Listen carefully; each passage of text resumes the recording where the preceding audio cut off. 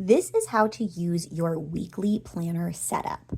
The first thing is you want to decide if you are going to use this in a physical way that you print out or if you are going to use this digitally as we have shown here. Once you've decided how you want to use your planner, you then want to decide when and where you are going to do your weekly review.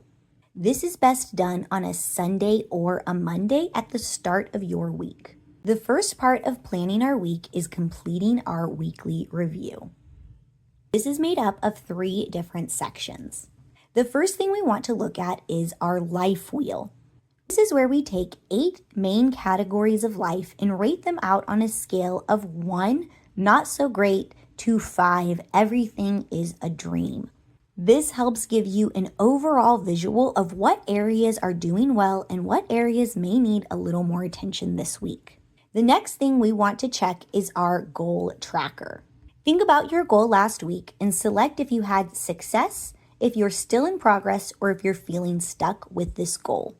If you've had success, make sure to celebrate whatever it is that you're doing. If you're in progress, look at the things that you need to accomplish this week to have success. And if you're feeling stuck, that's okay, that's normal, and it happens. What we want to do is make sure that we avoid staying stuck. And the way that we do this is looking at why it is that we either are feeling stuck, what we did to make progress, or what we did to have success. The last part of our weekly review is looking at the highlight from last week. This will help ensure that you don't miss out on all of the incredible things that you do throughout the week, and you have a reminder and a touch point that you can look back to and really capture all of those little moments. Once you've completed your weekly review, then you want to go ahead and plan your week. You're going to start by writing out 1 health goal for the week, 1 relationship that you are going to nurture and how you are going to nurture that relationship, and then what your main goal for the week is. Once you have these 3, go ahead and add when you are going to do these into your weekly overview. This helps ensure that these things actually get done. Then you are going to write out your requirements and your to-dos for the week. Once you've finished your requirements and to-dos, just as before, add those to your weekly overview to ensure they get done.